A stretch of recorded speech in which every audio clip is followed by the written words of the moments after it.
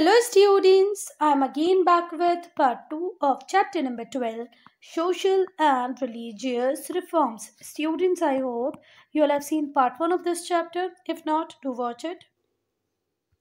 बेटा पार्ट 1 में हम लोगों ने यहाँ तक कंप्लीट किया था, ठीक है। इसके लिए हम बनाएंगे चेक पॉइंट के लिए सेपरेट वीडियो। तो पार्ट 2 हम लोग स्टार्ट करेंगे कहाँ से? रिफॉर्म्स इन वेस्टर्न इंडिया से, ठीक है बात। तो पहले हम लोग किस स्टेट को पढ़ रहे हैं? महाराष्ट्र को। तो महाराष्ट्र में ये जो सोशल रिफॉर्म का काम था उसको बहुत सारे अलग अलग रिफॉर्मर्स ने पूरा किया, ठीक है। पहले हम लोग पढ़ेंगे महादेव गोविंद रानडे को, ठीक है, जिन्होंने प्रार्थना समाज बनाया। कहाँ पर बेटा? बॉम्बे में, जिसे आज हम मुंबई कहते हैं।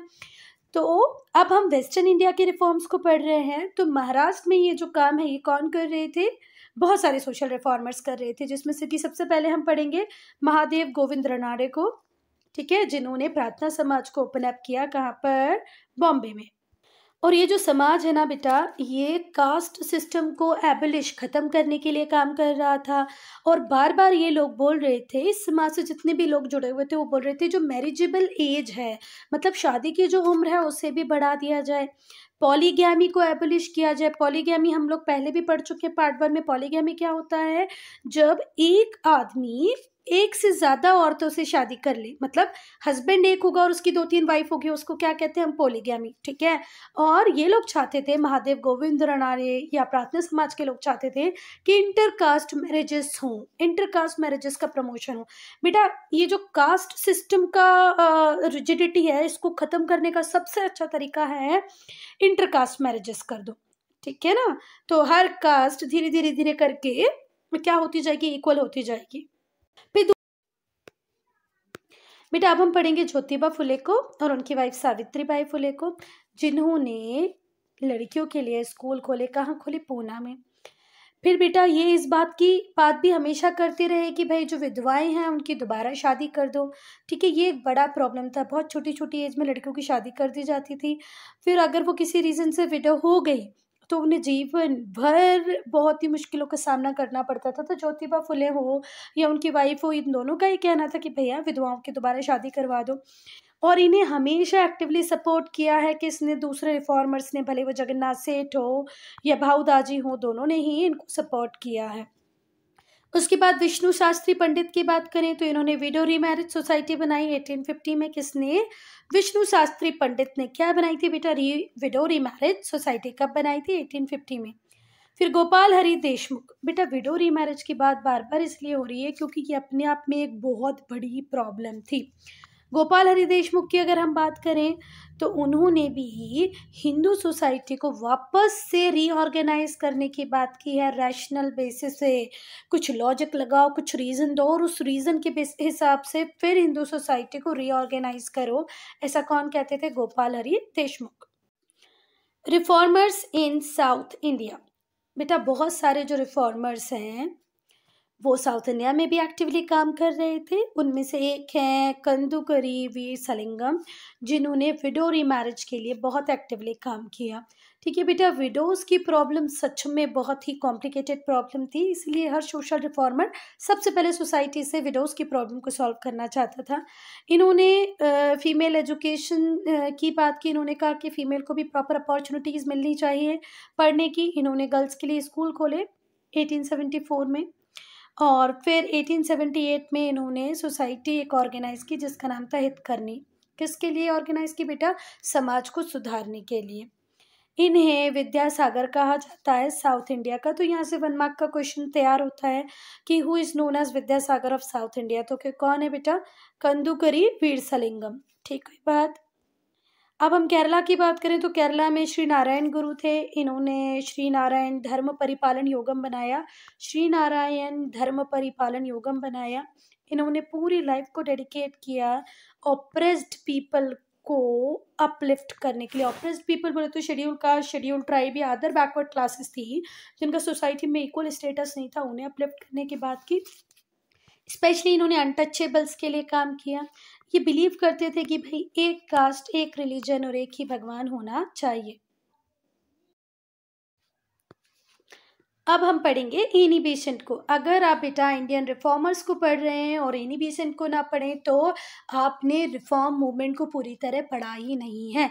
जितनी भी औरतें थी जिन्होंने समाज के लिए कुछ ना कुछ किया, उनमें एक इम्पॉर्टेंट महिला एनी बेसेंट भी थी, जिन्होंने अर्ली 20th सेंचुरी में सोसाइटी को ट्रांसफॉर्म करने की बात की। पहली बात तो इनका मेजर फोकस था कि भैया हायर एजुकेशन को प्रमोट किया जाए। जैसे ही हायर एजुकेशन को प्रमोट किया जाएगा इंडिया में, आधी प्रॉब्लम्स अपने आप सॉल्व हो जाएंगी। फिर इन्होंने सेंट्रल हिंदू कॉलेज खोला। बाद में इन्होंने हाथ मिलाया मदन मोहन मालवीय के साथ में और बनारस हिंदू यूनिवर्सिटी एस्टेब्लिश की। इन्होंने स्वतंत्रता की लड़ाई में भी अपना योगदान दिया, मतलब ये फ्रीडम स्ट्रगल में भी एक इम्पॉर्टेंट लीडर की तरह लड़ती रही। द थियोसोफिकल सोसाइटी जो इंडिया में थी वो उसको भी लीड कर रही थी एनी बेसेंट। ये जो सोसाइटी थी ये इंटेलेक्चुअल अवेकनिंग की बात करती थी इंडियंस की, and created a sense of national pride among Indian masses. और इन्होंने इंडिया में लोगों को ये सिखाया कि भाई अपने देश के ऊपर आपको प्राउड होना चाहिए। आप अगर भारत के नागरिक हो तो आपका ऐसे समझना चाहिए, वाह मैं कितनी अच्छी जगह हूँ, मैं कितनी अच्छी कंट्री में रहता हूँ, है ना। चलो अब हम पढ़ेंगे रिफॉर्म मूवमेंट एमंग मुस्लिम्स। तो मुस्लिम्स में रिफॉर्म की बात हो तो सबसे पहले नंबर पे हम पढ़ेंगे सर सैयद अहमद खान को, जो लीडिंग रिफॉर्मर रहे मुस्लिम्स में। ठीक है, इन्होंने हर तरीके से अपनी सोसाइटी को इस तरीके से चेंज करने की बात की कि जिससे मुस्लिम्स भी इंडिया में मेन स्ट्रीम में आ पाए। ये पायोनियर थे अलीगढ़ मुस्लिम यूनिवर्सिटी के, अलीगढ़ मूवमेंट के भी। इन्होंने बाद में अलीगढ़ मुस्लिम यूनिवर्सिटी भी ओपन अप की। तो अलीगढ़ मूवमेंट के ये पायोनियर थे जिन्होंने सिग्निफिकेंटली कंट्रीब्यूट किया है मुस्लिम्स को मॉडर्नाइज करने के लिए, मुस्लिम्स में अवेकनिंग को के लिए, मुस्लिमों को जगाने के लिए, चेताने के लिए, उन्हें मॉडर्न बनाने के लिए 19th सेंचुरी में सर सैयद अहमद खान ने बहुत काम किया बेटा। सर सैयद अहमद खान कहते थे कि भाई इंग्लिश एजुकेशन अगर हम मुस्लिम्स को देने लग जाएंगे, मुस्लिम औरतों को, मुस्लिम आदमियों को अगर इंग्लिश एजुकेशन देंगे तो ऑब्वियसली बात है थोड़ा सा वो अपने आप में मॉडर्न हो ही जाएंगे। इन्होंने 1864 में गाजीपुर में एक स्कूल खोला जिसमें मुस्लिम्स को मॉडर्न एजुकेशन दी। फिर 1877 में इन्होंने एग्लो ओरिएंटल कॉलेज खोला अलीगढ़ में, जो बाद में यूनिवर्सिटी ऑफ अलीगढ़ बना। ठीक है, और एक नर्व सेंटर बन गया अलीगढ़ मूवमेंट का। इन्होंने मोहम्मदीन एजुकेशनल कॉन्फ्रेंस भी कराई, जो एक कॉमन प्लेटफॉर्म था जिसके थ्रू ये वेस्टर्न लर्निंग, वेस्टर्न एजुकेशन को मुस्लिम्स के बीच में प्रमोट करना चाहते थे। ये हमेशा चाहते थे कि जो मुस्लिम विमेन हैं वो भी पढ़ें, पर्दा सिस्टम को रिमूव कर दे, मतलब जो बुर्का वगैरह पहनती है वो बंद हो जाए और पॉलीगैमी ना हो, क्योंकि मुस्लिम्स में पॉलीगैमी बिल्कुल कॉमन है। पर सर सैयद अहमद खान कहते थे कि पॉलीगैमी होनी ही नहीं चाहिए। अब हम पढ़ेंगे बेटा reform movements among Parsi community and Sikh community. तो बेटा जो दादा भाई नेहरू थे ये पारसी कम्युनिटी को बिलोंग करते थे।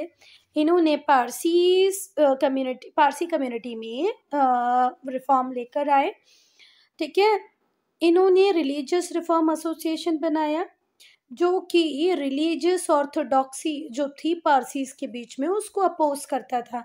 देखो रिलीजियस ऑर्थोडॉक्सी आपको हर रिलीजन में मिलेगी, हर रिलीजन में मिलेगी, पर कोई ना कोई एक ऐसा व्यक्ति होता ही है जो उस रिलीजियस ऑर्थोडॉक्सी को तोड़ने की बात करता है। इन्होंने एडवोकेट किया मॉडर्न आइडिया को कि भाई रिस्पेक्ट हो, एजुकेशन हो, किसके पास, वीमेन के पास, औरतों को रिस्पेक्ट किया जाए, औरतें पढ़े लिखे तो आधी प्रॉब्लम सोसाइटी की वहीं ख़त्म हो जाती है। तो जो व्यक्ति भी ऐसे सोचता है ना यार औरतों को पढ़ा लिखा, मतलब वो बहुत इंटेलिजेंट है, क्योंकि वो अपने आप में बहुत सारी प्रॉब्लम को इन दो चीज़ों के थ्रू सॉल्व करना चाहता है। जहाँ आपने औरतों को शिक्षा दे दी, आधी प्रॉब्लम खत्म हो गई, उनको रिस्पेक्ट मिलने गया लग गया, सच में प्रॉब्लम खत्म सोसाइटी से। ही कॉल्ड फॉर विडोरी मैरिज, और इन्होंने विडोरी मैरिज को भी प्रमोट किया। विडोज की problem again I am saying बहुत बड़ी थी। इसके as a result of this reforms की वजह से जो पारसीज थे उन्होंने वेस्टर्न एजुकेशन को अडॉप्ट किया, वेस्टर्न कल्चर को अडॉप्ट किया और मोस्ट प्रोग्रेसिव कम्युनिटीज़ बन गए इंडिया की। दादा भाई नेहरू जी की बातों को इतना इफेक्टिवली पारसी कम्युनिटी ने लिया कि आज अगर हम इंडिया में बोले कि सबसे डेवलप्ड कम्युनिटीज़ कौन सी हैं तो उसमें पारसी फर्स्ट नंबर पर ही आएगी। Now Singh Sabha and Akali movement. Singh Sabha setup हुई अमृतसर में और लाहौर में।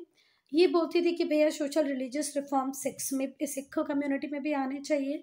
ये सभा जो थी इसने खालसा कॉलेज बनाए अमृतसर में और धीरे धीरे करके खालसा कॉलेज पूरे इंडिया में ओपन अप हुए और गुरमुखी स्क्रिप्ट को प्रमोट करने की बात की, पंजाबी लिटरेचर को प्रमोट किया इन लोगों ने।